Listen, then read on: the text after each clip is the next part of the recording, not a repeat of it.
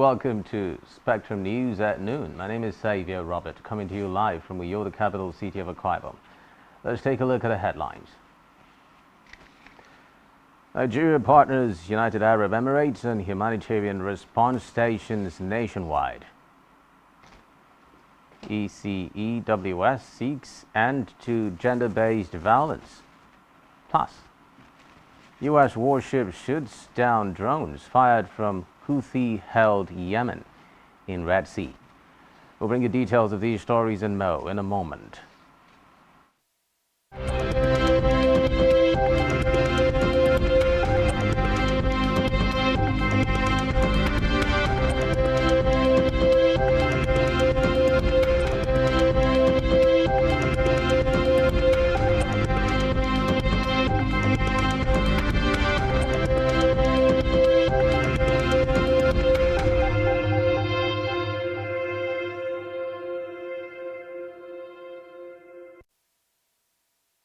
We begin the news this afternoon from the national scene, where the federal government says it has secured the agreement of the United Arab Emirates (UAE) to create humanitarian response stations nationwide to enable timely attention to victims of disasters.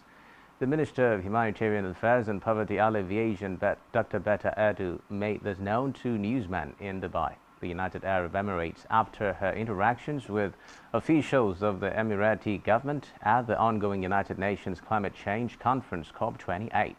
Edu said Nigeria sought the UAE's assistance to addressing humanitarian crisis emanating from climate change-induced insurgency in the northeast and to reduce poverty in the most affected regions, noting that the Red Crescent, the Emirati equivalent to the Red Cross, is ready to build a more resilient humanitarian response system for Nigeria.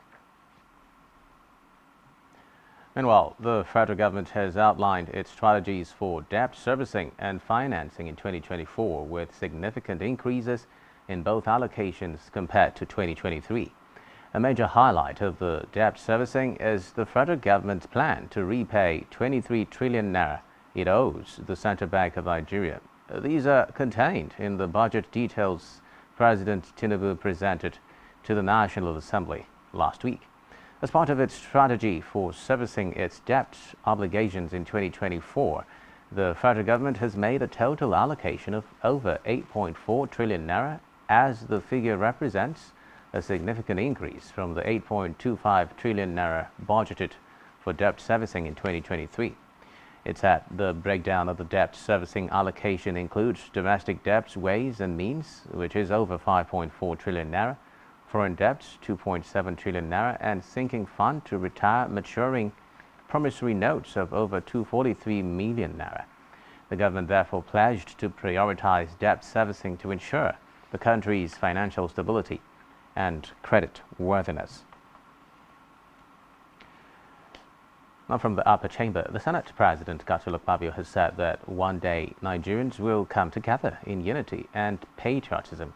Akpabio made this known in Abuja at the 20th anniversary edition of Service of 9 Lessons and Carols in 2023 with the theme Jesus Hope.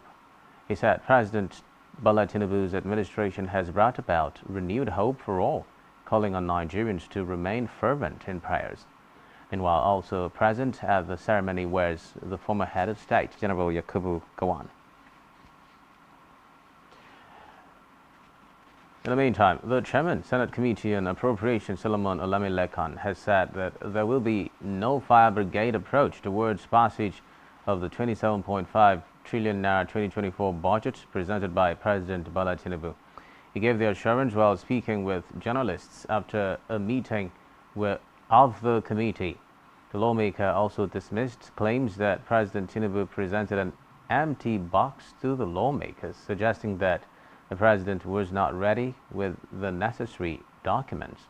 On the alleged fire brigade approach, the senator noted that there was nothing close to fire brigade approach in the handling of the budget, adding that the executive and the legislature were aware of January to December budget cycle implementation. Hence, they would work to ensure that the budget was passed in record time. In a related development now, the Minister of Information and National Orientation, Mohammed Idris, says the 27.5 trillion naira appropriation bill for 2024 submitted to the National Assembly illustrates President Bola Tinubu's commitment to fiscal restraint. Idris revealed this at the 2023 public lecture and annual general meeting of the Kaduna State chapter of the Nigerian Institute of Public Relations (NIPR) in Abuja with the theme Demographic Transition, Ethical Resources and Sustainable Development, Reflection on Northern Nigeria. The minister described President Tinubu as a transformational leader with a proven track record in the private sector and at the sub-national level of government, adding that he is a man who will not be intimidated by challenges and barriers since he is more than up to the task. Away from that now, the Socio-Economic Rights and Accountability Project (SARAP) has faltered plans by the Minister of the Federal Capital Territory, Nyesom Wike, to spend 15 billion naira on a befitting residence for the Vice President of Nigeria, Kashim Shettima. The group also decried the 2.8 billion naira budget for publicity, stressing that the spending was unnecessary and wasteful. SARAP expressed its opposition to the budgetary allocations in a statement by its Deputy Director, Kolawole Oluwadare. Oluwadare urged the Senate President, Godswill Akpabio, to use his constitutional authority to reject the plans by Wike to spend such huge monies on what he described as unnecessary and wasteful, especially at a time when the country is battling a rising debt profile. The group also disclosed that a sum of 7 billion naira had been initially allocated for the purpose of building the Vice President's residence, and it would not hesitate to institute legal actions against the National Assembly if it fails to stop wasteful spending and continuous borrowing by the federal government. Back here now, the Sector Commander, Federal Road Safety Corps (FRSC) Akwa Ibom State, CC Matthew Olanishaye, has warned road users, especially motorists, against overspeeding, wrong-way drive and indiscriminate parking. This is as 5 persons were confirmed dead and 11 others injured in a fatal auto crash along the Calabar-2 highway in Cross River State. According to a statement signed by the Public Enlightenment Officer of the command, Paul James, Olanishaye attributed the cause of the accident to speeding, noting that the accident could have been avoided if the motorists had adhered to safety regulations. While reiterating the need for safety consciousness among drivers, the sector commander advised passengers to ensure that drivers were not ignored when deviance to road safety is observed.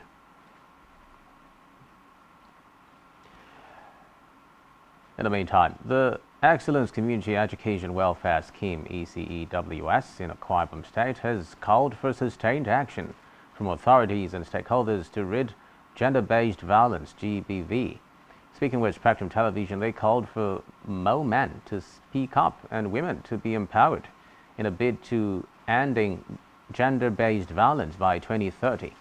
Recall that the 16 days of activism against gender-based violence began on November 25 and will end on December 10, 2023. Our correspondent Blessing Dixon tells us more.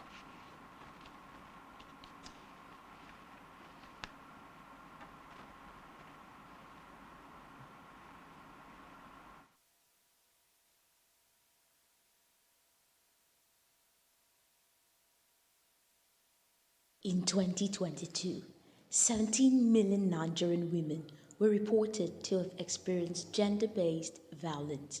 Gender-based violence is violence directed against a person because of that person's gender. 16 days of activism have been dedicated to campaign against gender-based violence. It kicked off from 25th November and will end on 10th December, which is Human Rights Day, under the theme, Unite. Invest to prevent violence against women and girls.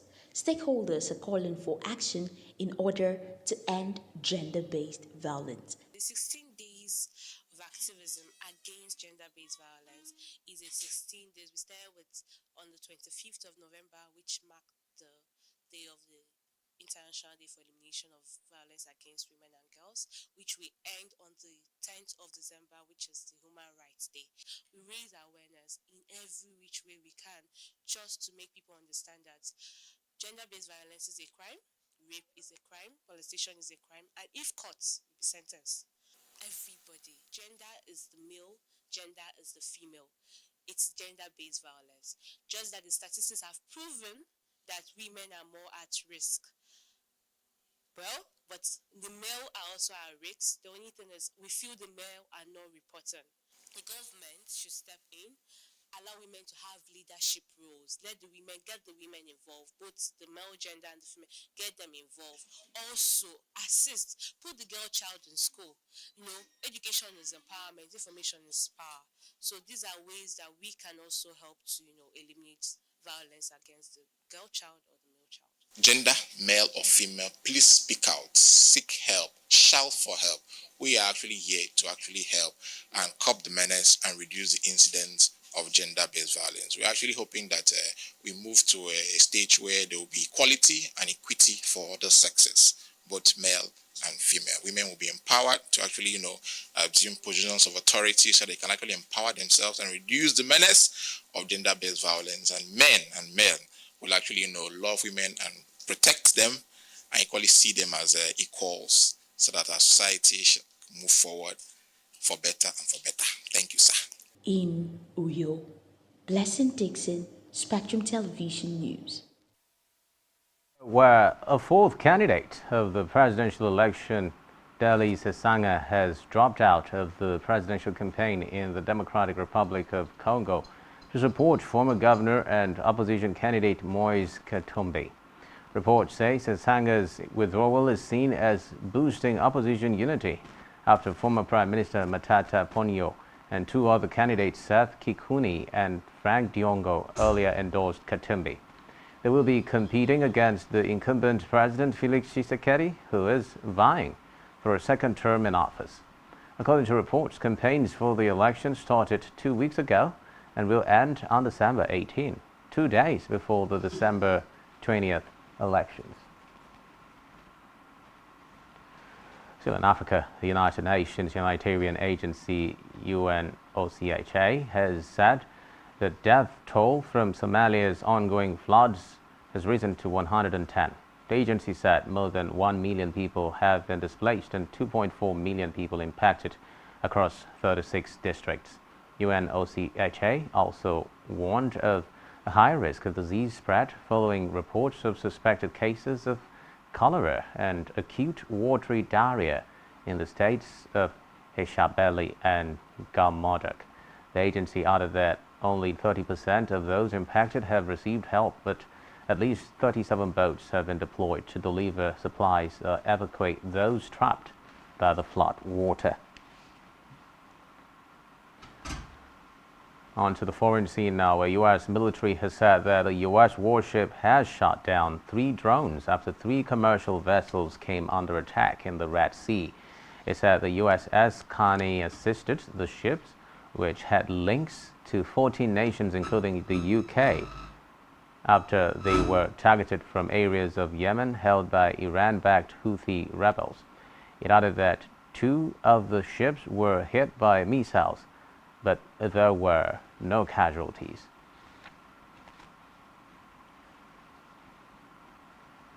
Still on the foreign scene now, Israeli forces are reportedly pushing into southern Gaza. Reports from Israeli army effectively confirmed Israel has launched a ground operation to the north of Khan Younis. Also, verified pictures are shown on social media, which shows an Israeli tank operating near the city. The head of the Israel Defense Forces IDF later told troops that the IDF was also fighting strongly and thoroughly in South Gaza. According to reports, since a week-long ceasefire ended, Israel has resumed a large-scale bombing campaign on Gaza, which residents of Khan Younis have described as the heaviest wave of attacks so far. Still to come in the news. 10-man Chelsea edge out Brighton in English Premier League. This status.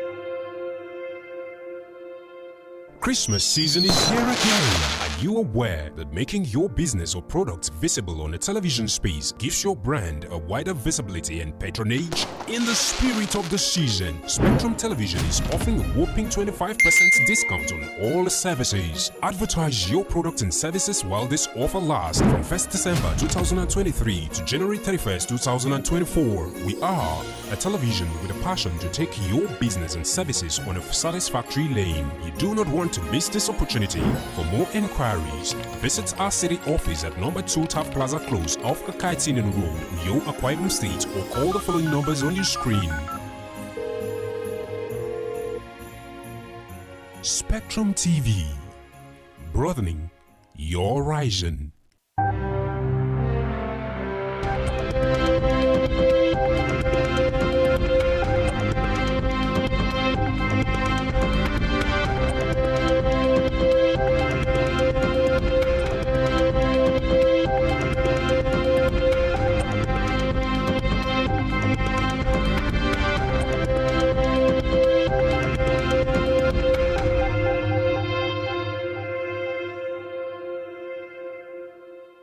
Hey, thanks for staying tuned now on our business news. The federal government says it will soon commence disbursement of funds under its presidential palliative program targeted at alleviating the impact of the fuel subsidy removal. A statement by the Minister for Industry, Trade and Investment, Dr. Doris Uzoka-Nite, says the programs consisted of the Presidential Conditional Grant Program and the Presidential Palliative Loan Program. It stated that in the Presidential Conditional Grant Program, the federal government will disburse a grand sum of 50,000 naira to nano businesses across the 774 local government areas. For the Presidential Palliative Loan Program, it said the federal government would disburse 75 billion naira to micro, small and medium-sized enterprises across various sectors, 75 billion naira specifically to manufacturers. It added that the loan would be administered to the beneficiaries at the single-digit interest rate of 9% per annum.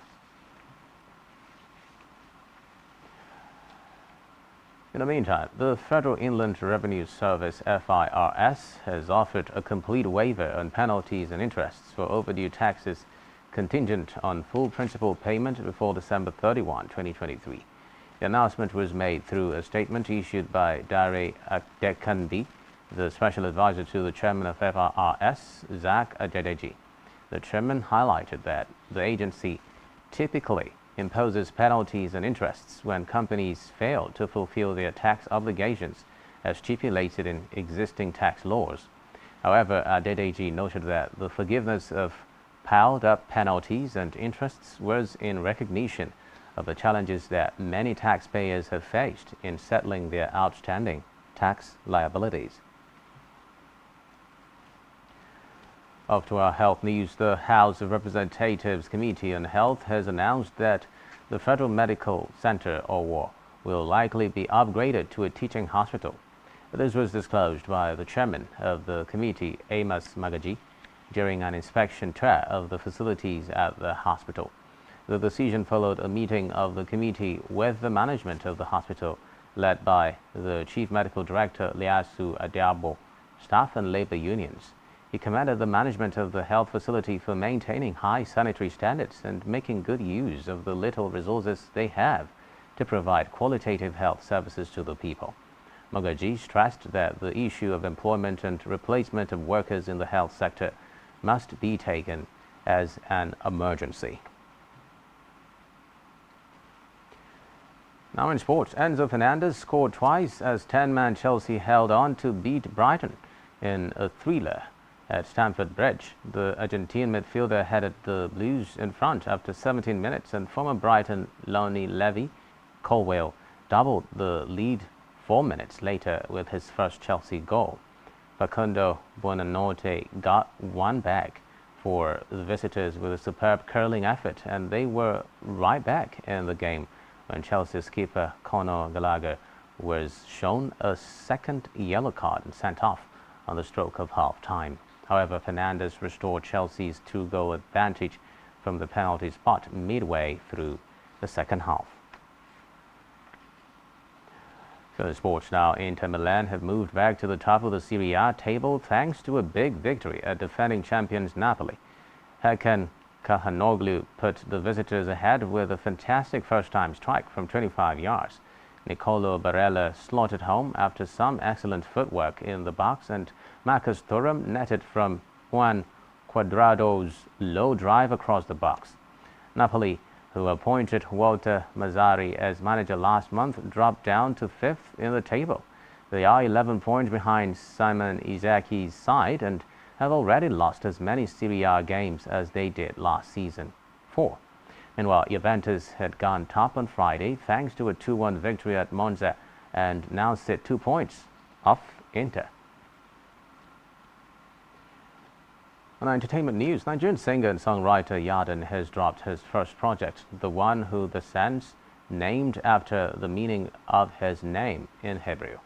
Reports say the 2-year process of putting together his debut EP, The One Who the Sands, with 18 records, has molded the singer's creative process to provide a 5-track offering that champions his Afrobeats influence and proves his place in Nigeria's musical landscape.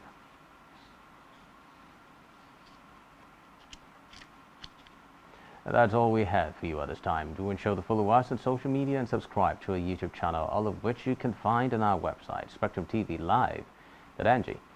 You've been watching Spectrum News at noon. My name is Xavier Robert. Bye for now.